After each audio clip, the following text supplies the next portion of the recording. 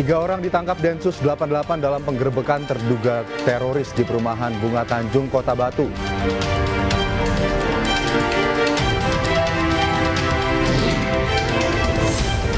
Ahli hukum pidana Profesor Muzakir menyebut peradilan kasus Vina tidak didasari kebenaran.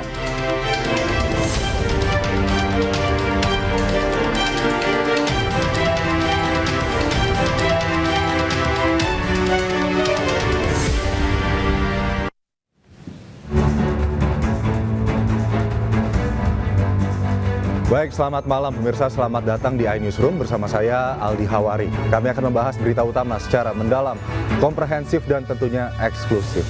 Sebagai pembuka iNewsroom kali ini kami memiliki informasi terkait diduga akibat ledakan tabung gas LPG sebuah rumah di Jalan Kaliandra, Cengkareng, Jakarta Barat, Kamis pagi hancur.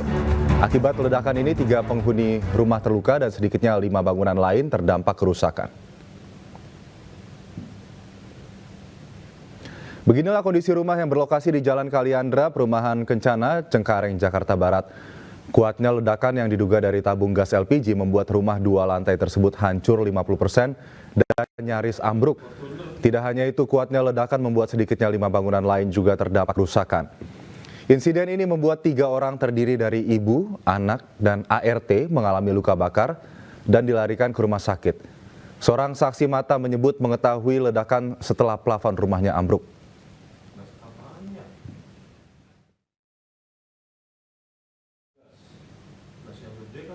Sejumlah petugas penjinak bom Gegana Polri diterjunkan ke lokasi hancurnya 5 rumah, mobil dan 3 orang luka bakar di Jalan Kaliandra, Cengkareng, Jakarta Barat. Tim Inafis Polres Jakarta Barat juga turut diterjunkan ke lokasi ini. Sedikitnya 4 orang saksi telah diperiksa di Polsek Cengkareng. Hasil penyelidikan sementara, insiden ini terjadi saat salah satu penghuni rumah sedang memasak. Meski demikian, hasil olah TKP yang dilakukan oleh tim gabungan akan dibawa ke Puslap 4 untuk mengetahui penyebab pasti peristiwa ini. Berapa kali ledakan, ada sekali atau berapa kali? Kali soalnya posisinya juga lagi tidur juga. Lagi tidur tiba-tiba buah langsung pada turun ini hanya ke plafon itu. Terus saya buka kan langsung mati lampu kan. Saya buka pintu tahu-tahu ada suara tolong. Saya lihat wah ternyata rumah depan. Pemirsa, Densus 88 anti teror menggerebek terduga teroris di perumahan Bunga Tanjung, Jeding Junrejo, Kota Batu pada Kamis pagi. 3 orang diamankan dalam penggerebekan ini.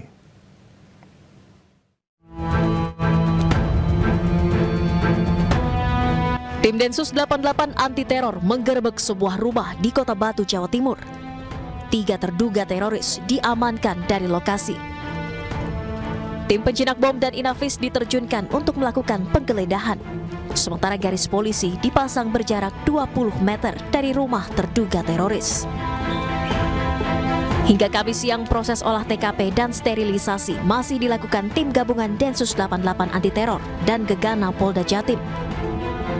Lokasi perumahan disterilkan mengingat TKP berada di tengah permukiman padat penduduk. Sementara ini ada 3 orang ya yang diamankan ya, jadi masih statusnya diamankan. Untuk proses lainnya nanti tolong ditunggu. Ini kan masih berproses ya. Jadi konstruksi peristiwanya, konstruksi hukumnya mohon ditunggu rekan-rekan media. Tidak ada warga yang diperkenankan melintas di sekitar TKP. Hingga kini belum ada keterangan dari pihak kepolisian siapa identitas 3 terduga teroris yang diamankan. Dari Batu, Jawa Timur, Denny Irwansyah, iNews melaporkan. Pemirsa, 3 orang yang diamankan Densus 88 anti teror di sebuah perumahan di Junrejo, Kota Batu dikenal sangat tertutup. Mereka juga tidak pernah bersosialisasi dengan warga.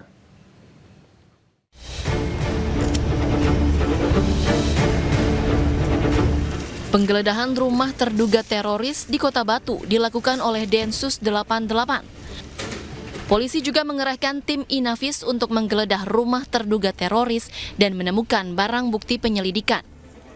3 terduga yang ditangkap tim Densus merupakan suami, istri, dan seorang anaknya. Ketiganya adalah warga Jakarta yang mengaku bekerja di Kota Batu.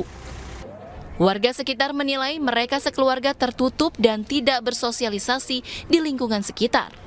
Dulu kan ada orang nyari orang warga Jakarta gitu. Kronologinya saya sendiri kurang tahu. Terus habis itu minta data ke saya. Terus kebetulan data dari saya gitu. Pak, siapa sih Pak itu Pak? Orang di situ kenal nggak siapa Pak? Yang kontrak siapa yang kontrak? Berapa orang? Itu mungkin 3 gini. Namanya Pak? Tahu. Namanya saya kurang tahu, tapi kalau data ada di saya. Hingga kini polisi masih terus mencari bukti dan menyita barang untuk keperluan penyelidikan. Dari Batu, Jawa Timur, Denny Irwansyah, iNews melaporkan. Kita ke informasi lainnya. Pemirsa, rangkaian sidang peninjauan kembali atau PK Saka Tatal telah resmi ditutup oleh Majelis Hakim Pengadilan Negeri Cirebon, Jawa Barat. Putusan PK selanjutnya akan dibacakan oleh Hakim Mahkamah Agung. Hari terakhir sidang peninjauan kembali, pihak Saka Tatal kembali menghadirkan seorang saksi ahli pakar hukum pidana Universitas Islam Indonesia, Profesor Muzakir. Kesaksian Profesor Muzakir dilanjutkan dengan penandatanganan berita acara yang menutup seluruh rangkaian persidangan PK Saka Tatal di PN Cirebon. Selanjutnya, kewenangan putusan perkara PK Saka Tatal berada di ranah Mahkamah Agung.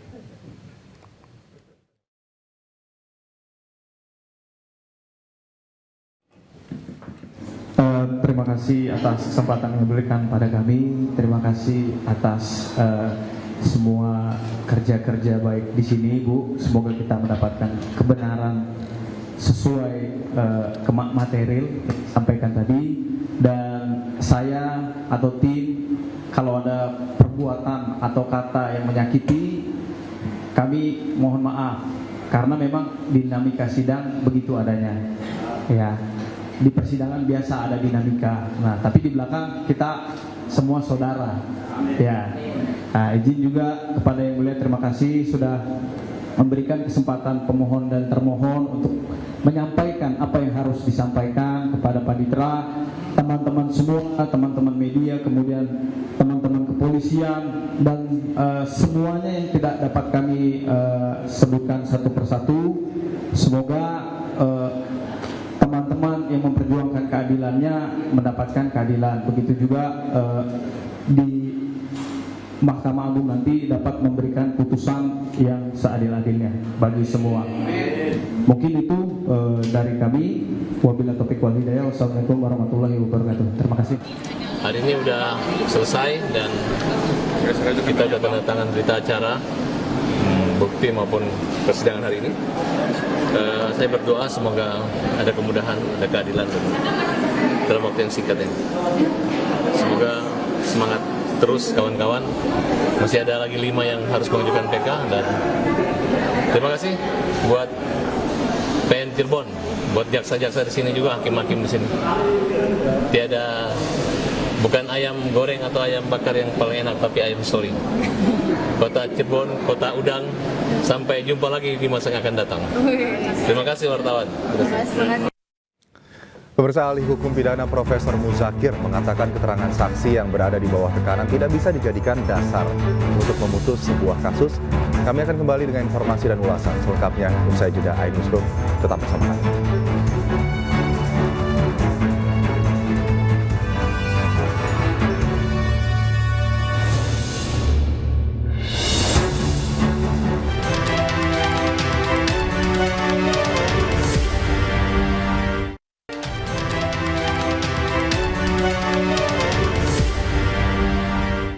Pemirsa, Wakil Presiden RI terpilih Gibran Rakabuming Raka memantau langsung uji coba program makan siang gratis SDN Kelampis Ngasem 3 Surabaya, Jawa Timur. Didampingi Wali Kota Surabaya dan mantan Gubernur Jawa Timur, Gibran memastikan uji coba makan siang gratis berjalan baik.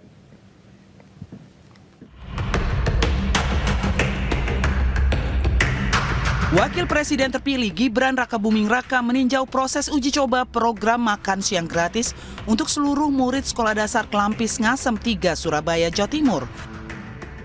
Dalam kunjungannya, Gibran didampingi Wali Kota Surabaya Eri Cahyadi, mantan Gubernur dan Wakil Gubernur Jawa Timur Khofifah Indar Parawansa, serta Emil Dardak. Gibran mengklaim program sudah berjalan baik, menciptakan multiplayer effect dengan sejumlah pihak yang terlibat. 15.000 kemarin kemarin ya saya kan sudah bilang setiap kota pasti bervariasi. Kemarin 14.900, ini 15.000 dengan menu lauknya tadi apa?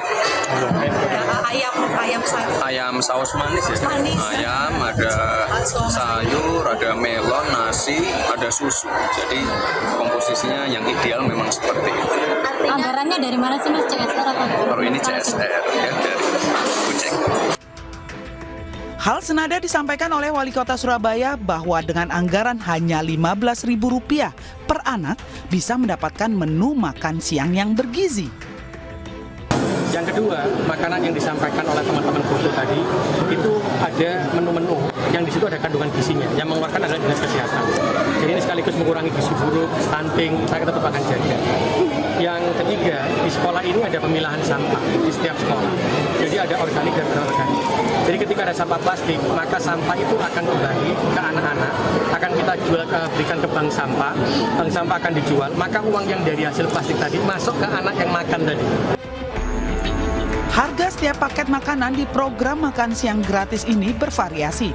Sementara untuk Kota Surabaya mendapat budget sekitar Rp15.000 per paketnya. Dari Surabaya, Yuda Prawira, iNews melaporkan.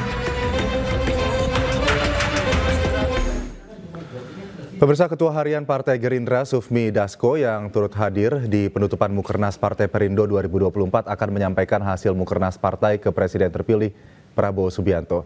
Dalam pidatonya, Sufmi Dasko yakin Partai Perindo akan terus berkembang dan lolos ke parlemen pada tahun 2029 mendatang. Saya akan laporkan bahwa pada Mukernas Perindo pada hari ini telah terjadi satu peristiwa bersejarah di mana terjadi transformasi untuk kebesaran, kemajuan Partai Perindo ke depan dalam rangka perjuangan mengisi pembangunan bangsa dan negara Indonesia. Nah, untuk itu kami ucapkan selamat kepada Partai Perindo yang telah sukses melakukan transformasi dengan ide-ide yang kreatif, dengan ide-ide persatuan, dan tentunya dengan terobosan ini saya yakin bahwa Partai Perindo pada tahun 2029 akan menemani partai-partai lain seperti Partai Gerindra di parlemen, di DPR RI, dan akan lebih banyak lagi anggota legislatif yang akan duduk di DPRD provinsi dan kabupaten kota. Pemirsa, ahli hukum pidana Profesor Muzakir mengatakan keterangan saksi yang berada di bawah tekanan tidak bisa dijadikan dasar untuk memutus sebuah kasus. Dalam kasus ini keterangan yang tidak berdasar fakta maka tidak bisa digunakan dalam persidangan. Saksi telah memberi keterangan yang biasanya adalah disumpah terkait dengan keterangan kesaksiannya, itu adalah menjadi bagian daripada atau dipertimbangkan dalam putusan pengadilan. Tapi kalau jika kemudian diketahui bahwa pada saat dia memberikan pada saat itu ada sebut saja itu tekanan fisik maupun non fisik yang membuat dia tidak bisa berbuat sesuatu kecuali dia terpengaruhi atau dipengaruhi oleh kekuatan di luar dirinya yang melakukan pemaksaan secara fisik maupun non fisik itu, maka keterangan yang diberikan itu adalah keterangan yang tidak sesuai dengan keterangan kesaksian.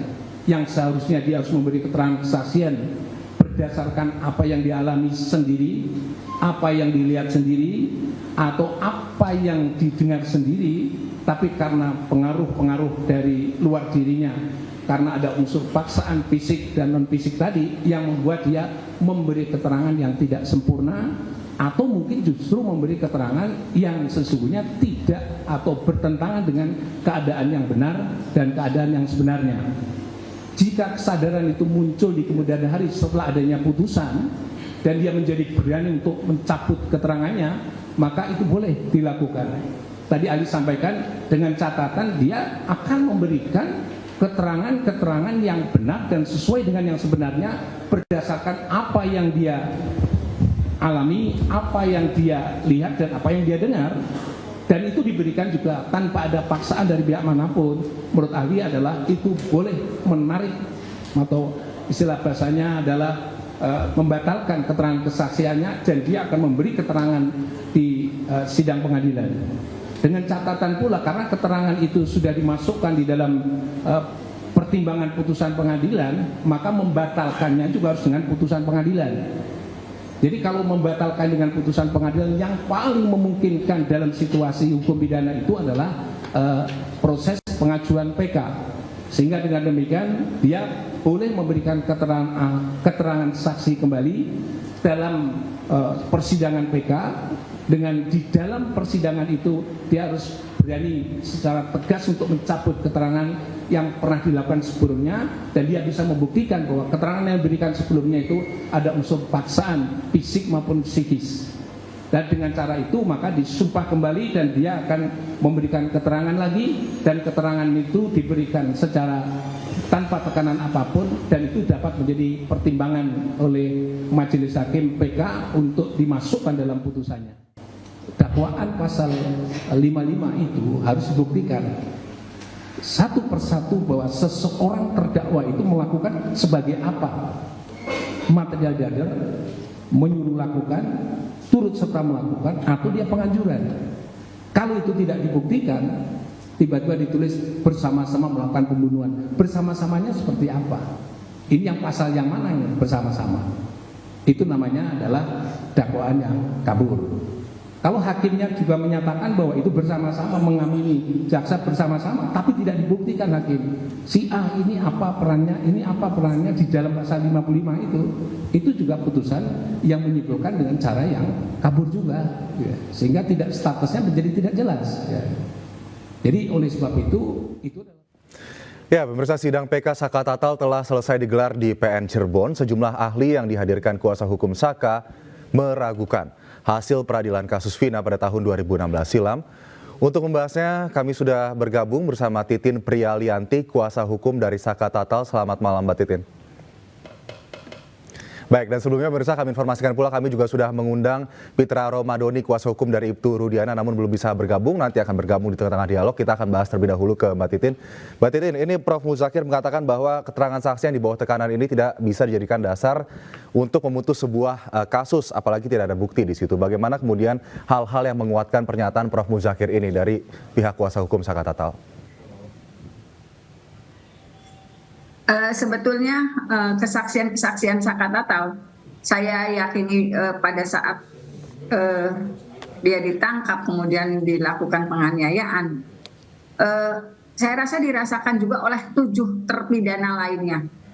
Jangankan 7 terpidana lainnya, ada saksi Aldi yang saat itu ditangkap juga kan di persidangan PK Saka Tatal sudah menyatakan apa yang dia rasakan, apa yang dia alami, sampai ketika dia dilepas itu 1 bulan untuk ke kamar mandi saja, mohon maaf sampai merangkak karena saking sakitnya penderitaan yang dialami. Dengan kesaksian-kesaksian yang tidak mungkin itu kebohongan, apalagi beredar di seluruh media, para ahli pada akhirnya meyakini secara luar biasa ini ada yang salah. Ada yang salah, bukan hanya ahli-ahli yang kita hadirkan pada sidang terakhir hari ini, tetapi sidang terakhir sebelumnya meyakini ada yang salah dari penanganan perkara sejak ditangkapnya 8 terpidana termasuk anak Saka Tatal sampai jatuh vonis 7 terpidana seumur hidup dan Saka Tatal 8 tahun. Luar biasa. Kami juga menyajikan bukti-bukti pendukung lainnya, saksi fakta Widi dan Mega yang pada pukul 22.05 sampai pukul 22.10 atau sebelum setengah 11 masih ada komunikasi dengan Vina. Kedua sahabat Vina ini juga ternyata paham betul kebiasaan Vina. Mohon maaf, kelihatannya dibanding keluarganya malah teman dekatnya yang paham. Oke. Mbak Titin, lalu ini kan kita kemudian peninjauan kembali Saka Tatal ini meragukan peradilan yang terjadi pada tahun 2016 silam begitu. Mungkin yang jadi pertanyaan saya adalah bagaimana kemudian meyakinkan majelis hakim pada sidang PK Saka Tatal pada persidangan kemarin tersebut bahwa peradilan pada tahun 2016 silam tersebut tidak disertai dengan bukti dan scientific crime investigation yang kuat. Bagaimana? Ya, itu kan juga sudah disampaikan oleh ahli forensik yang kami hadirkan di persidangan. kalaupun dalam peristiwa tersebut ada beberapa TKP atau tempat kejadian perkara, yaitu di flyover Talun dan di belakang showroom, kan apalagi eksekusinya ada di belakang showroom, ditusuk, dianiaya, kemudian diperkosa, seharusnya ada juga benda-benda lain yang menempel di tubuh korban. Tetapi karena apalagi itu bentuknya lapangan, ada rumput, kemudian juga ada tanah, tetapi ternyata dari hasil visum tidak ditemukan. Ada bagian-bagian yang dari lingkungan sekitar itu yang menempel di tubuh korban. Artinya tempat kejadian perkaranya yang terlihat hanya ada di flyover Talun. Ada darah di situ, ada korban, kemudian motornya juga di situ, serpihan motor yang nempel di media jalan di situ. Itu bukti-bukti pendukungnya di situ. Bukti-bukti pendukung dari kacamata kuasa hukum Saka Tatal bahwa yang terjadi pada 2016 silam tersebut adalah kecelakaan tunggal, bukan pembunuhan berencana dan juga pemerkosaan ya. Begitu. Mbak Titin, kita tahan terlebih dahulu karena sudah bergabung pula bersama kami di dialog pada malam hari ini. Bang Pitra Romadoni, selamat malam Bang Pitra. Selamat malam, Abang. Baik, Bang Pitra, ini sudah ditutup sidang PK Saka Tatal tadi oleh majelis hakim, begitu nanti akan dilanjutkan putusannya ke Mahkamah Agung. Lalu ada yang menarik dari pernyataan Prof. Muzakir yang mengatakan bahwa para terdakwa ataupun kemudian tersangka yang di bawah tekanan dan tanpa bukti ini tidak bisa seharusnya diambil putusan, begitu. Namun sudah menjalani putusan dan termasuk anak Saka Tatal yang saat ini dibawahi oleh Mbak Titin. Ya, bagaimana kemudian pendapat Anda dari pernyataan Prof. Muzakir tadi? Ya, pertama saya meminta kepada Majelis Hakim PK nantinya di Mahkamah Agung Republik Indonesia agar mempertimbangkan statement-statement di luar yang bersangkutan, apalagi statement-statement yang katanya jebakan Batman. Saya melihat itu sudah tidak objektif lagi dan tidak netral sebagai ahli. Sehingga kami meminta agar itu dikesampingkan pendapat-pendapat yang bersangkutan karena dinilai tidak objektif seperti itu. Apa pertimbangannya dinilai tidak objektif dan tidak netral, Bang Pitra? Yang pertama kan tadi Mbak Titin sudah menyampaikan ya sebelumnya bahwasanya komentar jebakan Batman itu dari ahli menyatakan seperti itu. Apakah layak seorang ahli menyatakan spekulasi seperti jebakan Batman? Karena tadi saya kejar nama Batman ini siapa gitu. Apakah muncul nama baru atau nama panggilan, nama gaul, nama samaran gitu loh. Sehingga saya mempertimbangkan apabila ada seorang ahli yang mengeluarkan pernyataan-pernyataan yang kontroversial, apalagi ini terlihat tidak netral, sehingga itu tidak dipertimbangkan kesaksian keahliannya. Seperti itu, Mas. Oke, Mbak Titin, menurut Anda pernyataan para ahli di sidang PK Saka Tatal kemarin dan juga hari ini, apakah kemudian itu semua kontroversial dan tanpa disertai dengan objektivitas yang jelas? Itu kan boleh aja pendapat Mas Pitra seperti itu. Tetapi konstruksi yang dibangun yang pendapat ahli itu kan didahului dengan pernyataan bahwa sebetulnya di antara 8 yang tertangkap itu ada anak Saka Tatal berusia 15 tahun. Seharusnya karena itu turut serta, seharusnya anak Saka Tatal tidak diadili lebih dahulu, tetapi yang dewasa lebih dahulu. Karena ini diadili lebih dahulu, kemudian vonisnya 8 tahun, pada akhirnya vonis 8 tahun Saka Tatal itu menjadi jebakan Batman bagi yang dewasa. Padahal seharusnya yang disidangkan dewasa lebih dahulu, kemudian baru anak Saka Tatal. Kan konstruksinya seperti itu, Mas. Iya, jadi seperti bahasa-bahasa seperti itu menurut saya bukan bahasa ahli gitu, sehingga diragukan keahlian yang bersangkutan. Makanya kita meminta kepada Mahkamah Agung ya, Hakim PK yang nantinya memeriksa berkas perkara tersebut agar menyampingkan keterangan ahli tersebut, karena menurut saya sudah tidak independen ataupun tidak netral seperti itu, Bu.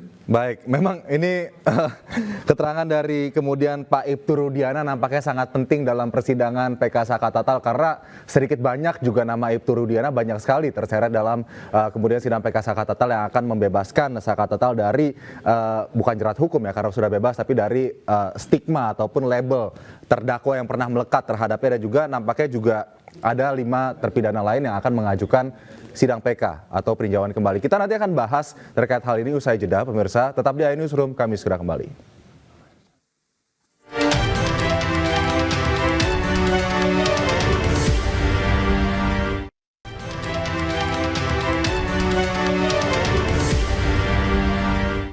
Baik, kembali di iNewsroom, pemirsa, kita masih membahas terkait dengan pasca sidang peninjauan kembali PK Saka Tatal yang tadi baru ditutup di Pengadilan Negeri Cirebon, Jawa Barat. Kita masih bersama dengan Titin Prialianti, kuasa hukum dari anak Saka Tatal, dan juga ada Pitra Romaduni, kuasa hukum dari Ibtu Rudiana. Saya mau ke Bang Pitra selanjutnya. Bang Pitra tadi dipertanyakan ya, mempertanyakan soal objektivitas, dijawab oleh Mbak Titin dengan konstruksi dari ahli yang disajikan pada sidang PK kemarin dan juga hari ini begitu.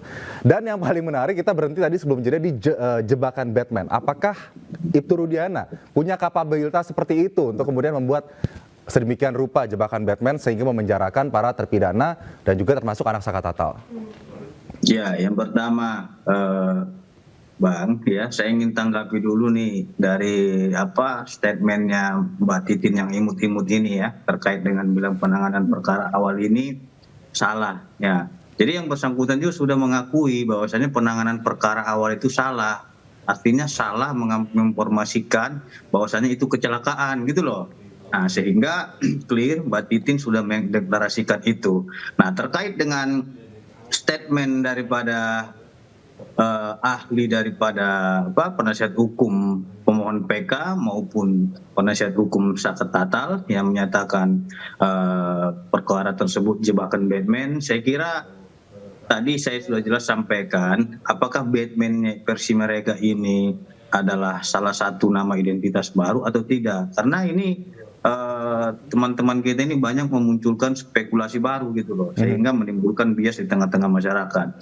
Kalau memang ada yang dijebak oleh si Batman, ini Batman alias apa ini gitu loh. Nah, sehingga jelas. Nah, karena jangan juga kita menimbulkan suatu isu-isu tapi asal ngomong tapi tidak bisa dipertanggungjawabkan. Saya juga tantang juga ini Mbak Titin yang imut-imut, kalau berani menyatakan perkara ini kecelakaan, tolong dibuat surat pernyataan di atas materai hitam putih ya, bahwasanya pernyataannya menyatakan kasus Pina Eki itu adalah kecelakaan dan diumumkan di media sosialnya.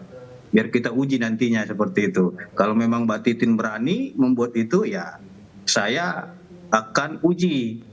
Dan diuji itu ya di pihak kepolisian gitu. Baik, Mbak Titin langsung saja ditanggapi. Belum ada yang berani menyampaikan di media sosial. Kalau di media pers itu tentu kita hormati, nggak bisa kita uji hasil jurnalistik. Tapi kalau Mbak Titin langsung Bang Pitra, mohon maaf karena keterbatasan durasi, kita beri kesempatan untuk Mbak Titin menanggapi terkait dengan spekulasi yang beredar di tengah publik terkait jebakan Batman tersebut dan kemudian siapa Batman yang dimaksud dan bagaimana kemudian pihak kuasa hukum dari anak Saka Tatal juga para terpidana lain bisa membuktikan bahwa kemudian memang yang diyakini bahwa kecelakaan tunggal pada tahun 2016 silam memang benar adanya dan bisa kemudian memenangkan di tingkat Mahkamah Agung nanti, meyakini Mahkamah Agung. Ya, Mas, sebetulnya gini, untuk melihat secara utuh apa yang disampaikan oleh Profesor Mujahir sebaiknya di tayangannya dilihat dulu. Kan itu juga walaupun live kan sekarang kita bisa sempat nonton semua. Baik, kita berikan kesempatan Mbak Titin terlebih dahulu menanggapi Bang Pitra. Mohon maaf, silakan Mbak Titin. Iya, makanya Mas Pitra kan lebih Mbak Titin yang imut. Maksudnya kan lebih punya waktu sambil nonton, sambil saya kan ratusan orang Mbak, saksi Aep, Rudiana, Kavi, Pasren. Saya yang paling banyak kliennya di antara Mbak Titin yang imut gitu loh. Mbak Titin kan cuma satu, Saka. Kalau saya kan banyak gitu. Oke, mari kita fokus ke dialog kita pada malam hari ini, Bang Pitra, Mbak Titin. Kalau Mas Pitra banyak klien sampai tidak bisa melihat apa yang disampaikan Profesor. Padahal itu ilmunya luar biasa loh, Mas. Ilmunya luar biasa. Saya menangkap dari statement rekan Mbak Titin, Bung Farhat yang mengatakan ini adalah jebakannya si Batman, kata dia itu. Makanya saya tarik, Batman ini siapa? Harus kita ungkap juga nih Mbak Titin, tolong dihadirkan ke sidang PK-nya gitu. Biar dia nanti akan bersilat lidah dengan hakim gitu. Itu maksud saya. Nah, kalau dia menjebak itu, yang dijebak itu apa? Batman ini berasal dari mana asalnya? Nama aslinya siapa gitu, nama inisialnya siapa, biar Mbak Titin yang imut-imut juga tidak bertentangan dengan keterangan penasihat hukum yang lain gitu Mbak. Bisa dijawab Mbak Titin? Mas Pitra nonton aja dulu tayangannya Kalau saya nonton sama Mbak Titin, saya nggak mau. Nanti saya disomasi sama Mbak Titinnya seperti itu. Baik. Saya akan potong di sini. Tadi fokus persidangannya adalah kemudian tidak bisa tersangka ini kemudian dipidanakan masuk ke bui begitu tanpa adanya bukti dan juga fakta yang jelas, dan kemudian maka dari itu diajukan peninjauan kembali yang dilakukan oleh pihak kuasa hukum dari anak Saka Tatal begitu. Bang Pitra, untuk menanggapi ketidakadaan keabsenan dari alat bukti fakta Scientific Crime Investigation pada tahun 2016 silam yang kemudian diajukan pada persidangan PK Saka Tatal ini bagaimana? Ya, Bung Aldi Hawari, kita ketahui memang bahwasannya pengungkapan pertama itu tidak melakukan mikroepiden ya, sehingga tidak dilakukannya Scientific Crime Investigation. Dan terhadap informasi yang disampaikan oleh rekan-rekan kita di Polsek Talun yang menyatakan itu adalah kecelakaan, saya mendapat informasi juga telah diberikan hukuman disiplin. Sehingga penanganan kasus tersebut diambil alih oleh Polda Jawa Barat. Memang itu benar tidak dilakukan mikroepiden dikarenakan pengungkapan kasus tersebut sudah 4 hari setelah kejadian.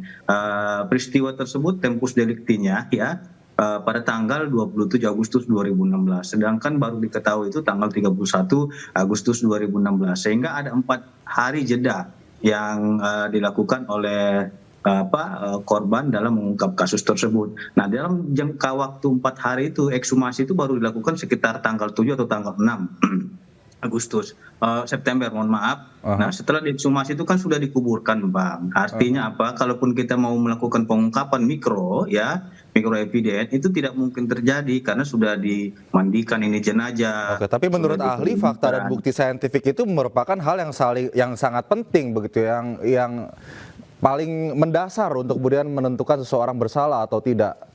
Ya, kalau Scientific Crime Investigation setelah penanganan tersebut itu pasti ada. Contohnya itu seperti visum et repertum ya, pemeriksaan bagian organ dalam maupun organ luar. Itu sudah masuk kategori mikroepiden. Akan tetapi kalau memang yang dimintakan itu ada nggak sidik jari di batu itu, ada nggak hasil sperma siapa itu tidak mungkin karena nanti akan coba dibuktikan kalau begitu ya, Bang Pitra ya. Gitu.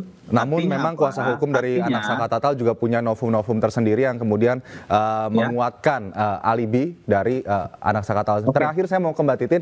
Mbak Titin, ini nampaknya juga akan ada terpidana lain yang akan mengajukan peninjauan kembali atau PK. Apakah kemudian kuasa hukum anak Saka Tatal juga akan mengawal terpidana lainnya yang juga saat ini sudah dipenjara, bahkan ada yang sampai dipenjara seumur hidup?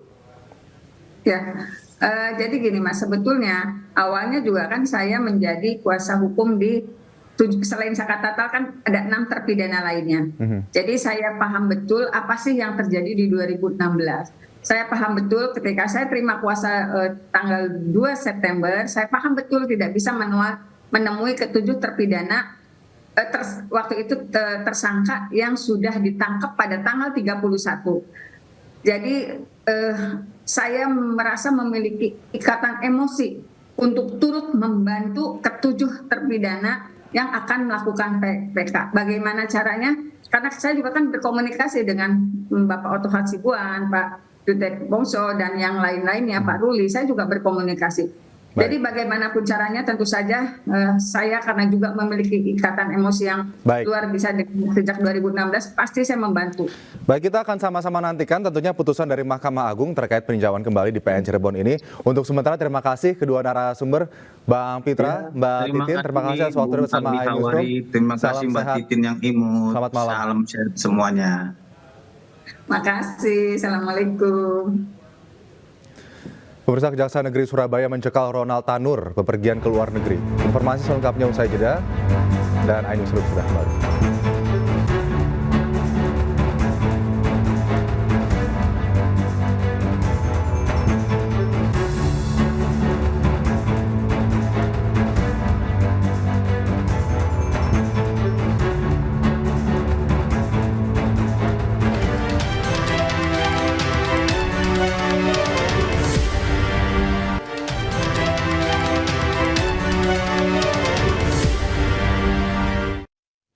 Kembali di iNewsroom, masih bersama saya Aldi Hawari. Pemirsa, pemilik tempat pengasuhan anak Meita Irianti resmi ditetapkan sebagai tersangka kasus penganiayaan anak.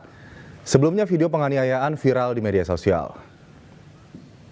Dan berikut ini kami hadirkan sosok Meita Irianti, pelaku penganiaya balita di tempat penitipan anak miliknya di kawasan Harjamukti, Kota Depok, Jawa Barat.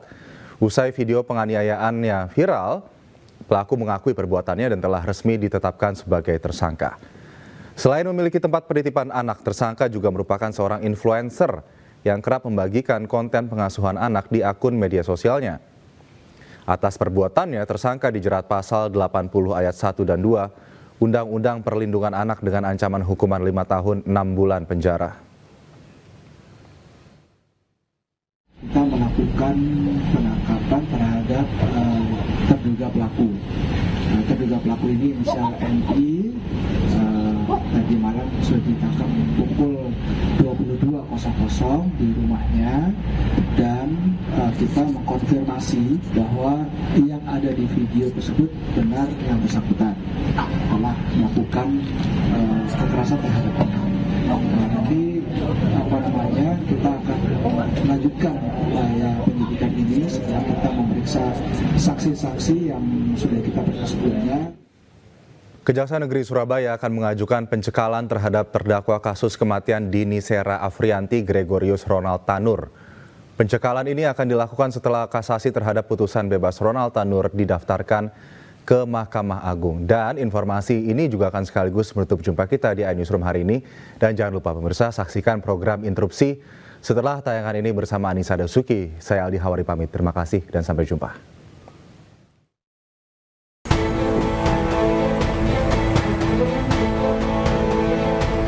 Kejaksaan Negeri Surabaya berencana mengajukan pencekalan terhadap Gregorius Ronald Tanur, terdakwa dalam kasus kematian Dini Sera Afrianti. Pencekalan akan diajukan jika upaya hukum kasasi terhadap vonis bebas Ronald telah didaftarkan ke Mahkamah Agung. Kejari Surabaya akan berkoordinasi dengan pihak imigrasi dan Kemenkumham untuk mencegah Ronald bepergian ke luar negeri. Setelah kita melakukan kasasi ini, tentunya kita akan berkoordinasi dengan lembaga terkait, yaitu diantaranya adalah imigrasi dan Kemenkumham untuk melakukan cegah tangkal. Dan ini kita akan lakukan demi agar si pelaku juga bisa tidak bebas bepergian ke luar negeri, dan ini akan kami lakukan langkah-langkah sesegera mungkin juga, Mas. Kejaksaan Negeri Surabaya telah menerima salinan putusan bebas Ronald Tanur. Salinan ini menjadi syarat utama pendaftaran kasasi terhadap putusan Hakim Pengadilan Negeri Surabaya ke Mahkamah Agung.